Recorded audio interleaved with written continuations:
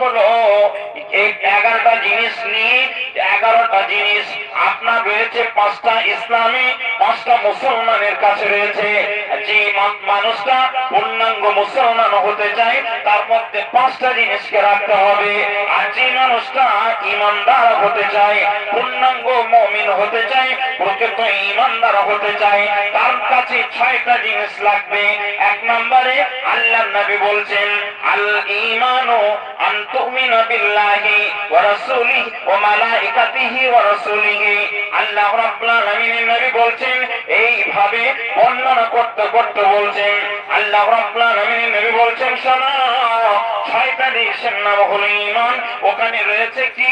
ফেরেশতাদের উপরে ঈমান, রাসূলগণের উপরে ঈমান, আল্লাহর কিতাবের উপরে ঈমান। 6টা কিতাব, 4টা কিতাবের উপরে ঈমান। যত কিতাব আল্লাহ তাআলা আসমান থেকে পাঠিয়েছিলেন তাদের উপরে ঈমান রাখা, এর নাম হলো ঈমান। শুধু তাই নয়, আপনার ভাগ্যের উপরে ঈমান আর আখিরাতের উপরে ঈমান। আপনার ভাগ্যে খারাপ থাকলে সেটাও বিশ্বাস করতে হবে, আর যদি ভালো থাকে সেটাও বিশ্বাস করতে হবে। এই 6টার 5টা, 6টা হলো ঈমান আর 5টা হলো মুসলমান। এই 11টা জিনিস যার মধ্যে পূর্ণাঙ্গ থাকবে, ওই লোকটা হবে প্রকৃত ঈমানদার।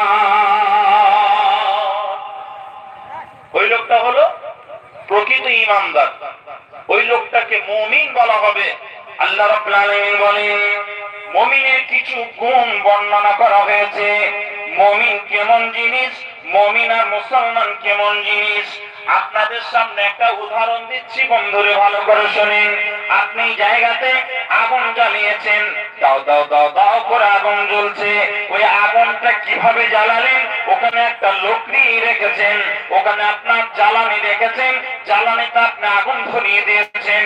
ওই আগুনটার উপরে বারবার আপনি ওই আগুনটাকে সজ্জীবিত রাখার জন্য, আগুনটাকে সঠিক জায়গা রাখার জন্য, আগুনটা যাতে নিভে না যায়, এই জন্য আপনি আগুনটার উপরে বিভিন্ন দিক থেকে কয়েকজন মিলে হোক বা আপনি একা হোক, ওখানে আপনি সদা সর্বদা জ্বালানি দিতে আছেন, জ্বালানি দিতে আছেন। জ্বালানি যখন শেষ হয়ে যাবে, যখন জ্বালানি আর থাকবে না, তখন ওই আগুনটা নিভে যাবে।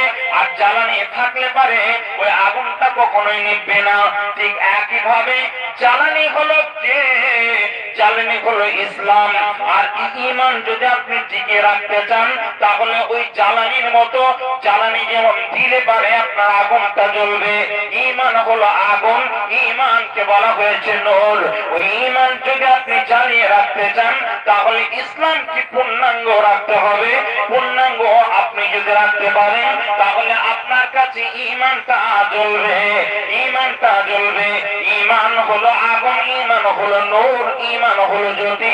আর আপনার লোকটির মতো, যেমন লোকটি দিলে পরে আগুন জ্বলবে, অনুরূপ ভাবে ওই জায়গায় যদি আপনি সদা সর্বদা ঈমানকে ঠিক রাখার জন্য আপনার ইসলামকে ঠিক রাখেন, ইসলাম মানে হলো আপনার বহিঃপ্রকাশ, ইসলামকে ছুপিয়ে রাখা যাবে না।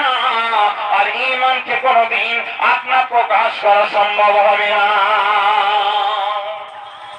ঈমান হলো গোপনের বিষয়, ঈমান হলো গোপনের বিষয়, আর ইসলাম হলো বহিঃপ্রকাশ।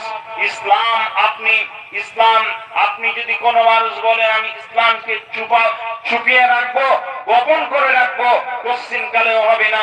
আপনি হজ করতে যাবেন, সেখানে আমি না দেখলে পারে অন্য হাজার হাজার লোক আপনাকে দেখবে। যাকাত দেবেন, গরিব দুস্থ আপনার কাছে যাবে, মাদ্রাসা আপনি পৌঁছাবেন, লোকে দেখে নেবে।